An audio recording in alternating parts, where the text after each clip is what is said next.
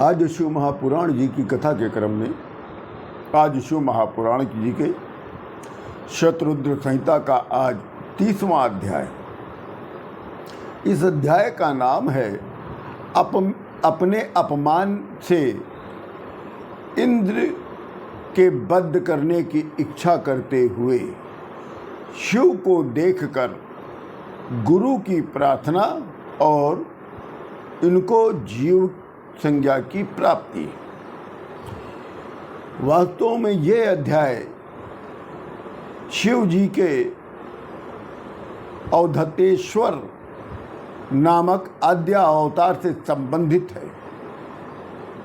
पूर्व काल में बृहस्पति और देवताओं सहित इंद्र शिव जी के दर्शन करने के लिए कैलाश पर्वत की ओर जा रहे थे।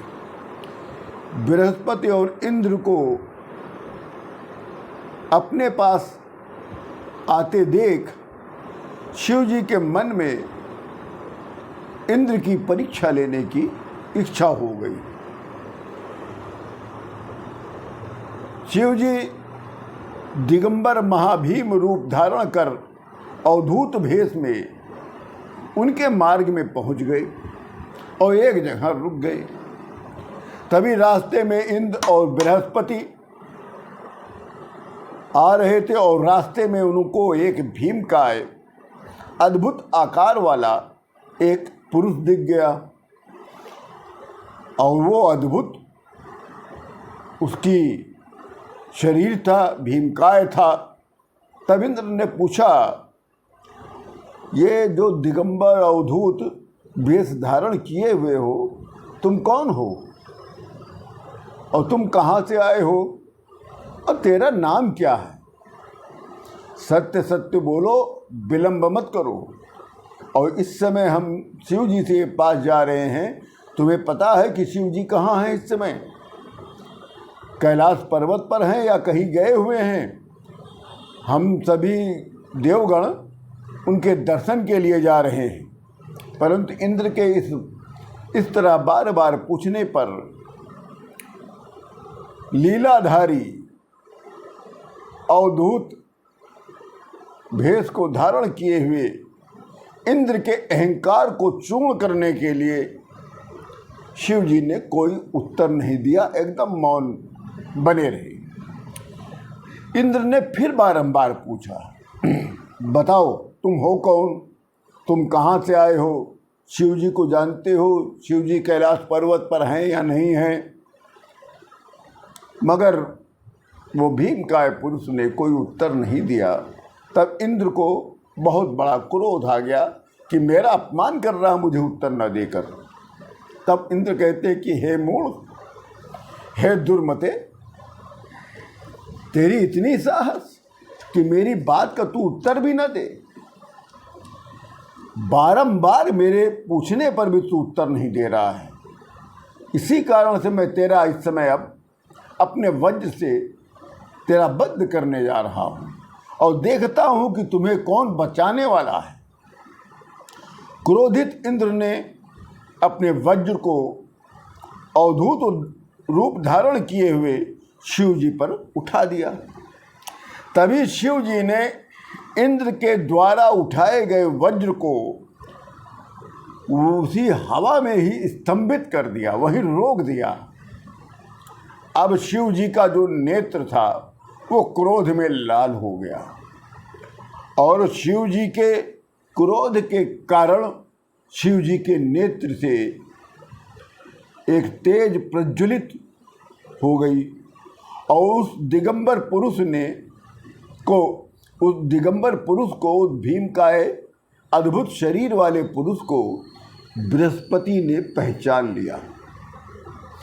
बृहस्पति अपनी बुद्धि से शिव जी को पहचान लिया और शिव जी के पास जाकर हाथ जोड़कर उनको सादर प्रणाम करके उनकी स्तुति करने लग गए।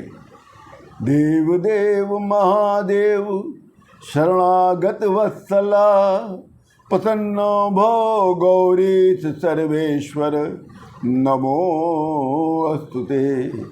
बृहस्पति कहते हैं कि हे भगवान, हे महादेव, ब्रह्मा विष्णु समस्त देवगण आपकी माया से ही मोहित होते हैं। हे दीनानाथ, मेरा उद्धार कीजिए, अपने इस क्रोध को शांत कीजिए। हे पार्वती नाथ, आप अपने शरण में आए हुए इस इंद्र की रक्षा करिए। आप की भालस्य नेत्र से उत्पन्न ये अग्नि इंद्र को जलाने के लिए ही इधर आ रही है। तभी अवधूत वेश धारण किए हुए शिव जी ने बृहस्पति से कहा कि हे बृहस्पति, मैं क्रोध से उत्पन्न अपने भालस्य नेत्र की अग्नि को अब किस प्रकार से धारण करूं? क्या सर्प अपनी कंचुकी त्यागने के बाद उसे पुनः धारण कर सकता है?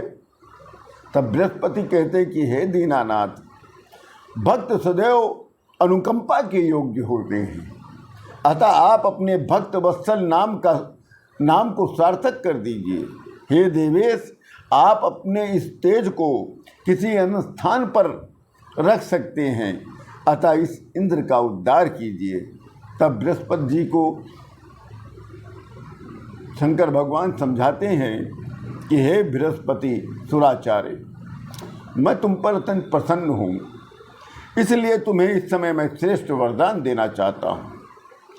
तुम इस इंद्र को जीवन दान देने से इस लोक में तुम जीव के नाम से विख्यात होगे। मेरे भालस्य नेत्र से उत्पन्न ये अग्नि, क्रोधाग्नि, जो देवताओं के लिए असह्य है, इसे मैं दूर फेंकता हूँ, जिससे इस इंद्र को कभी भी ये अग्नि पीड़ित नहीं करेगी।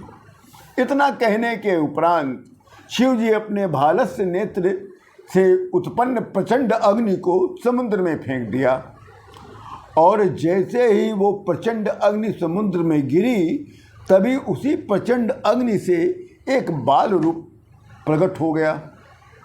वो बालक समुद्र का पुत्र होकर समस्त असुरों का अधिपति बनकर जालंधर के नाम से विख्यात हो गया, जिसे बाद में देवताओं के निवेदन पर शिव जी ने जालंधर का वध किया था। तदोपरांत लोक कल्याणकारी शिव जी अवधूत रूप धारण किए हुए अंतर ध्यान हो गए। इस प्रकार सभी देवता सुखी हो गए और अवधूत रूप में शिव जी का दर्शन करके इंद्र और बृहस्पति कृतार्थ हो गए और उनका मनोरथ भी पूर्ण हो गया। इसी के साथ ये अध्याय यहीं पर पूर्ण होता है। आप सभी लोगों को राम राम।